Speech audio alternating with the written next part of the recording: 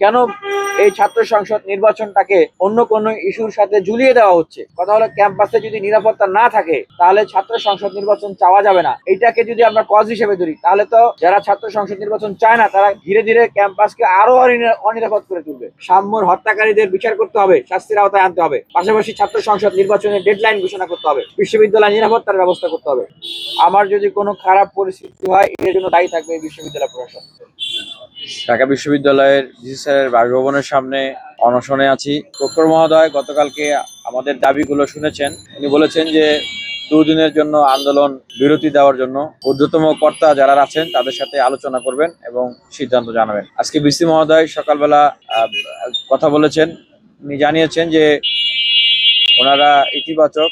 আমাদের যে ভাই খুন হয়েছে, হত্যাকারীদের 6 জনকে এখন পর্যন্ত গ্রেপ্তার করা হয়েছে, কিন্তু এই যে বিলম্ব আমরা দেখলাম এবং এখনো সবাইকে গ্রেপ্তার করা এবং এই হত্যার যে মূল মোটিভ সেটাকে এখনো পর্যন্ত প্রকাশ করা হচ্ছে না। কেন ছাত্র সংসদ নির্বাচন মেইন কনসার্নের জায়গায় থাকবে না?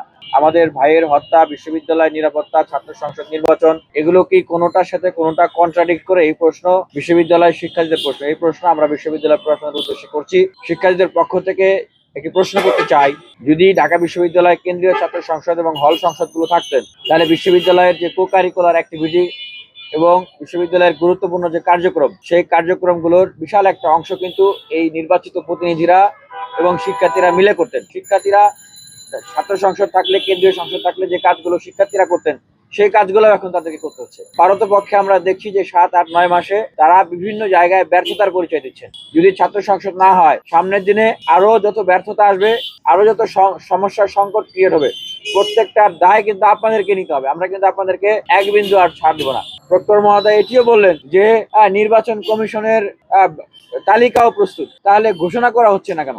যেখানে ঢাকা বিশ্ববিদ্যালয়ের 96% শিক্ষার্থী ছাত্র সংসদ নির্বাচন চায়, যেখানে 90%-এর বেশি শিক্ষার্থী জুন জুলাইয়ের ভিতরেই ছাত্র সংসদ নির্বাচন চায়। এখন শিক্ষার্থীদের প্রশ্ন, তাহলে চায় না কারা? কেন এই ছাত্র সংসদ নির্বাচনটাকে অন্য কোনো ইস্যুর সাথে ঝুলিয়ে দেওয়া হচ্ছে? আমরা লক্ষ্য করছি যে একটি মহল ইনিয়ে বিনিয়ে বিভিন্ন ছুতা ধরে আসলে ছাত্র সংসদ নির্বাচনটা যেন না হয় এই জন্য কাজ করছে, এবং এখন প্রকাশ্যে বলতে হচ্ছে তারা ক্যাম্পাসকে আরো অস্থিতিশীল করে তোলার একটা পায়তারা করছে, শিক্ষার্থীদের মাঝে এক ধরনের আতঙ্ক তৈরি করা।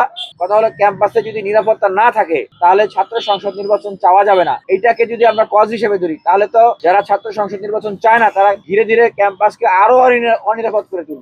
ছাত্র সংসদ নির্বাচন প্রয়োজন ক্যাম্পাসের নিরাপত্তাহীনতাকে দূর করার জন্য।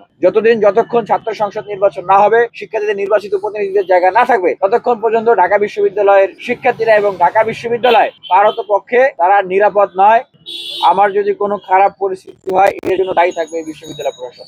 এবং আমার যে ভয়েস, আমার যে কথা, এটা কিন্তু আমার কথা না, এটা ঢাকা বিশ্ববিদ্যালয়ের 96% শিক্ষার্থীর কথা। আমাকে গতকালকে আহ্বান জানানো হয়েছিল অনশন ভেঙে যেন আমি আলোচনার টেবিলে বসে আছি। দেখেন, আজকে পর্যন্ত কিন্তু এখন কিন্তু আলোচনা কিন্তু করে কিন্তু রেজাল্ট দিয়ে দিতে পারতো।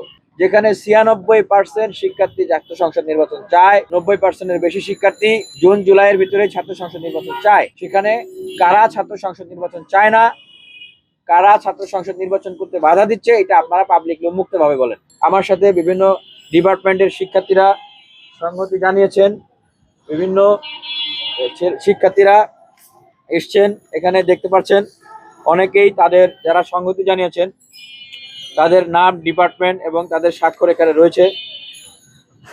আরো অনেক শিক্ষার্থীরাই আসছেন, সংহতি জানাচ্ছেন। সামনে অনেক উন্নয়নমূলক কর্মকাণ্ড হবে, বিশ্ববিদ্যালয়ে অনেক বাজেট হবে, সেই বিষয়গুলোকে কেন্দ্র করে বিশ্ববিদ্যালয়ে অনেক পায়তারা করতেছে। বিশ্ববিদ্যালয়ে যে হাজার হাজার কোটি টাকার বাজেট আসবে, ছাত্ররা সেগুলো নিয়ে প্রশ্ন তুলবে। সেখানে ধান্দাবাজি করা, মারিং কাটিং করা, সেগুলোকে ধামাচাপা দেওয়ার সুযোগ থাকবে না। যে এইখানে প্রক্টর, ভিসির পদত্যাগের দাবি উঠতেছে, কেন উঠতেছে আমি বললাম তো। এই বিষয়গুলো এখন ছাত্র সংশ্লিষ্ট বিষয়গুলোর কারণে এখন বিভিন্ন রকমের নানান রকমের অস্থিতিশীল পরিবেশ তৈরি করার পায়তারা করা হচ্ছে। আমাদের স্পষ্ট দাবি, সাম্যর হত্যাকারীদের বিচার করতে হবে, শাস্তির আওতায় আনতে হবে। পাশাপাশি ছাত্র সংসদ নির্বাচনের ডেডলাইন ঘোষণা করতে হবে, বিশ্ববিদ্যালয় নিরাপত্তার ব্যবস্থা করতে হবে।